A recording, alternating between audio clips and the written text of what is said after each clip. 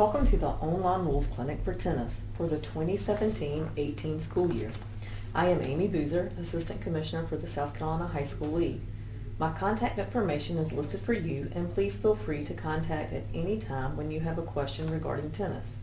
You will also see the website address for the South Carolina High School League, where you will be able to find the rules and regulations that are going to be covered today.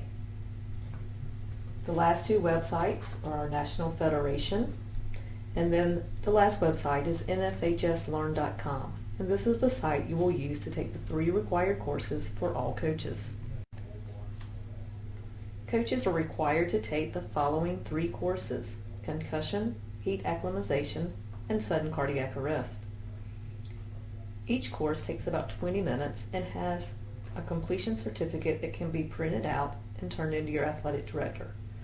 All head coaches this year must be CPR AED certified. Next year, all coaches will be required to be certified.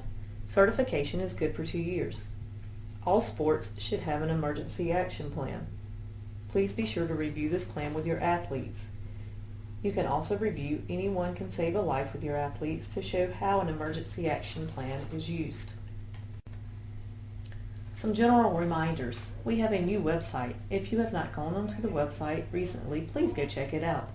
We have worked really hard to make it user-friendly. All of the information for tennis will be listed on the tennis page. Please visit it to review important dates, playoff brackets, and rules. Be sure to communicate with opponents on start times, date, and location. Check your brackets today to make sure they are correct. Changes will not be made once playoffs begin. Transfers, be sure to check with your AD on any transfers before they play in a scrimmage or contest. Please talk with your players regarding social media and the proper use. Negative comments about officials, other schools, other fan bases, or the South Carolina High School League should not be on social media. We do view this as unsportsmanlike conduct and will be addressed if necessary. We do ask that you share any positive things that your teams are involved with. Please tag SCHSL so we can promote and highlight our member schools. Last, Living Clean Weeks are an ejection-free and community cleanup.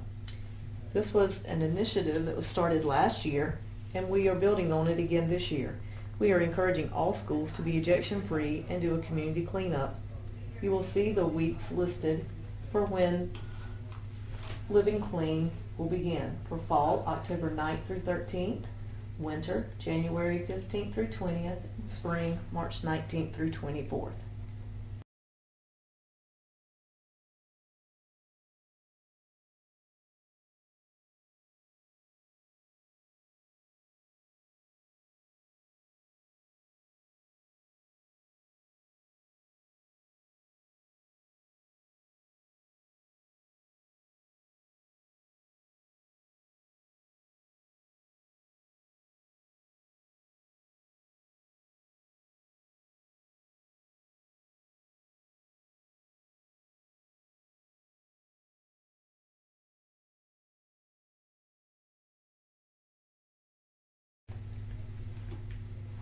The following are the appropriate healthcare professionals who can clear an athlete to return to play after being diagnosed with a concussion. If an ejection of a player or coach occurs, the official will submit the report. Your sport is unique as you, the coach, are the official. Schools must submit the report by noon the following day. This form can be found on the tennis page. Athletes and coaches ejected are ineligible to participate until cleared by the South Carolina High School League office. Report facts, not opinions. Ruling will be sent to the principal as soon as possible.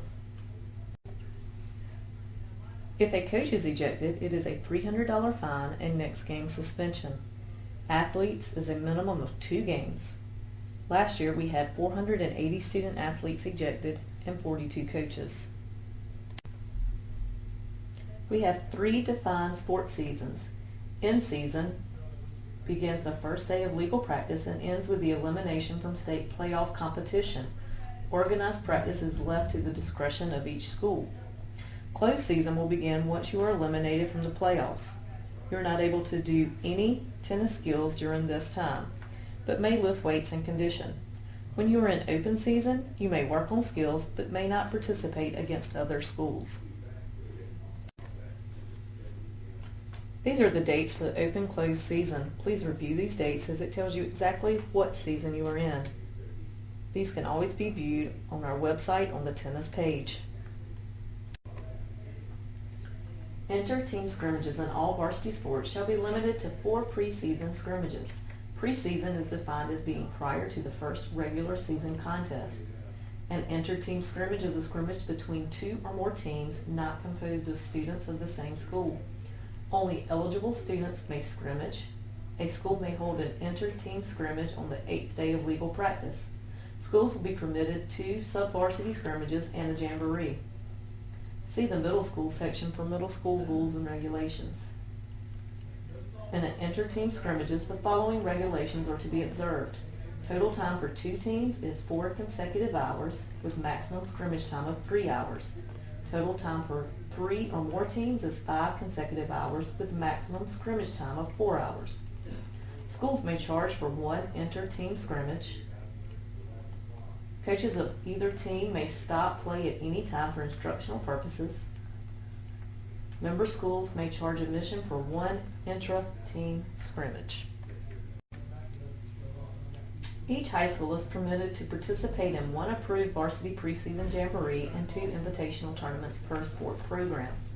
A school may elect to participate in a 2nd or 3rd varsity preseason jamboree instead of 1 or 2 of the 4 available scrimmages. Each school is permitted to participate in 1 sub-varsity jamboree and 2 sub-varsity invitational tournaments per sport program. A school may not participate for more than half of a regulation game in any jamboree type event. A tournament is a series of contests and competition for a championship in which at least first and second place is decided by a final contest between the 2 teams.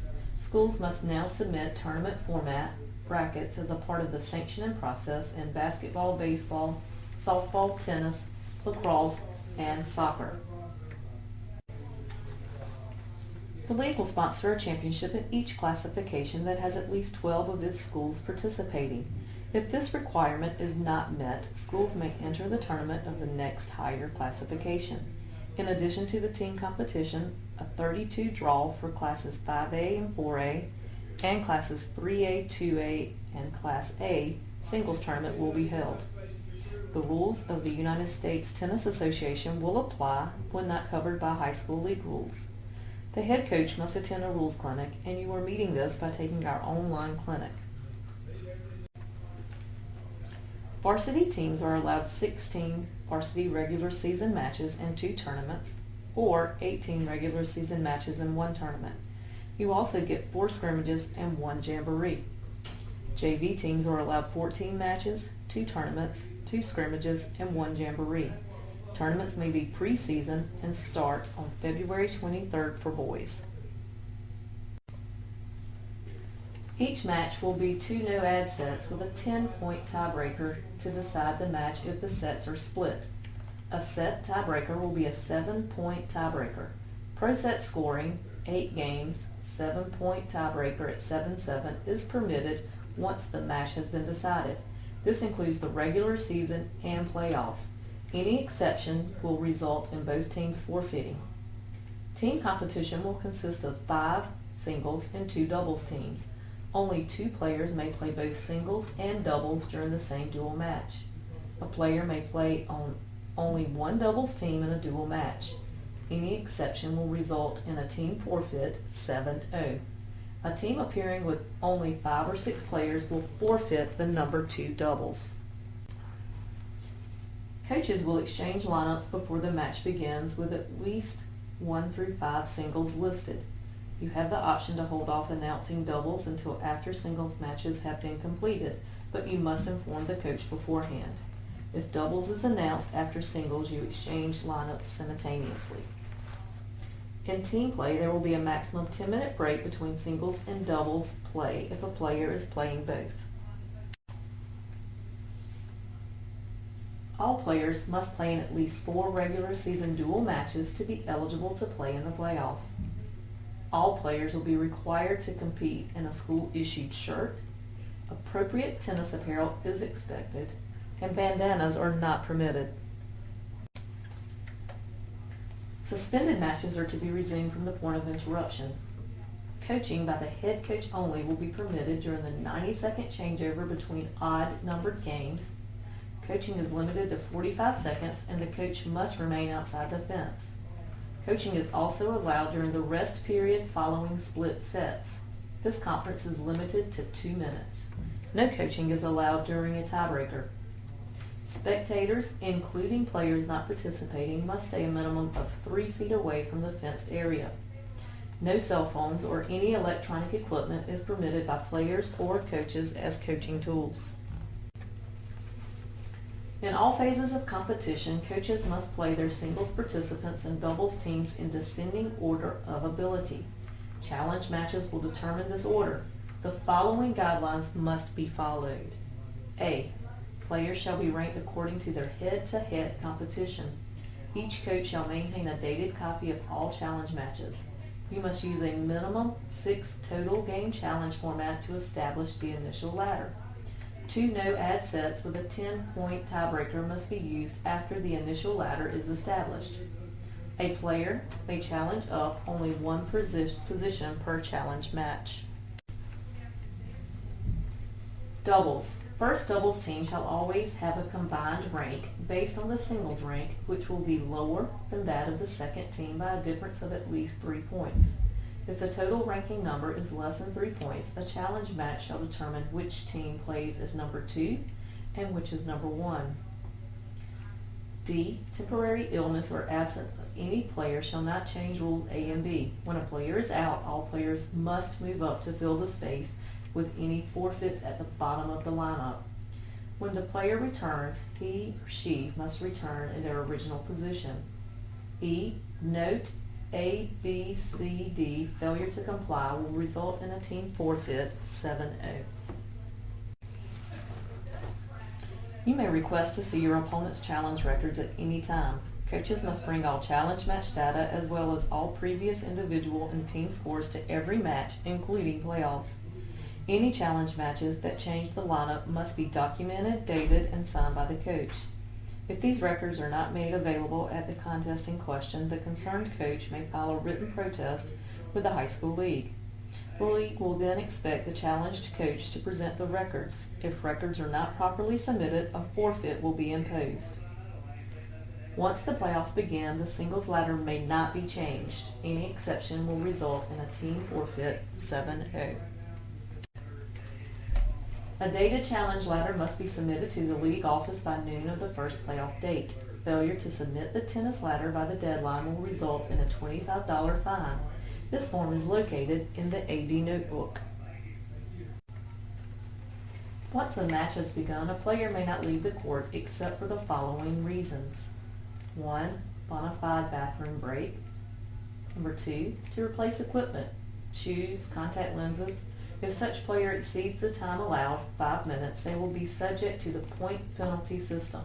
25 seconds will be allowed for each delay of game penalty. For example, warning, 25 seconds. Point, 25 seconds. Game, 25 seconds. Match, 25 seconds. Number 3, leaving the court for reasons other than 1 and 2 will result in a forfeit of that match. Unsportsmanlike conduct. Any serious unsportsmanlike act will result in an immediate disqualification.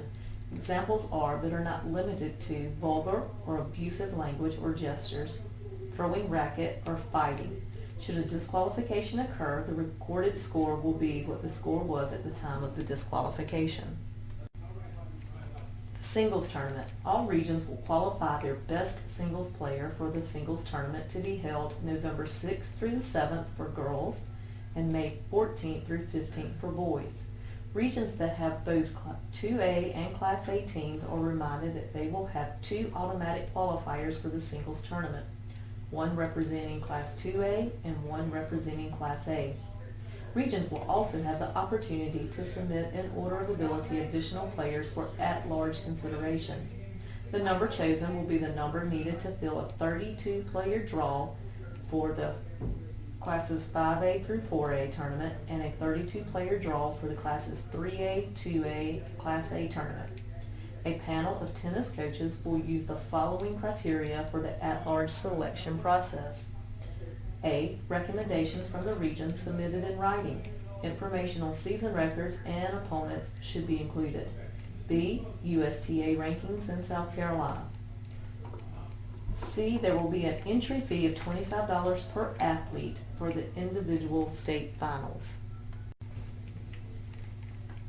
A reminder, tournaments must declare a first and second place winner by a final contest between the two teams. Schools must submit a tournament bracket for approval with a sanctioning form. Varsity, maximum of 10 matches can be played in a combination of the two tournaments. If you choose to play more than 5 matches in any one tournament, this will constitute having played a second tournament. JV, maximum of 10 matches can be played in a combination of the two tournaments. If you choose to play more than 5 matches in any one tournament, this will constitute having played a second tournament. JV level does not have the option to trade in one tournament for additional regular season contest. The dates for the state championship can be found on our website on the tennis webpage. Girls will be held November 4th, 2017 at the Casey Tennis Center. Class 5A and Class 4A will begin play at 10 a.m. Class 3A and Class 2A, Class A will begin play at 12 p.m. The singles tournament will be November 6th through 7th.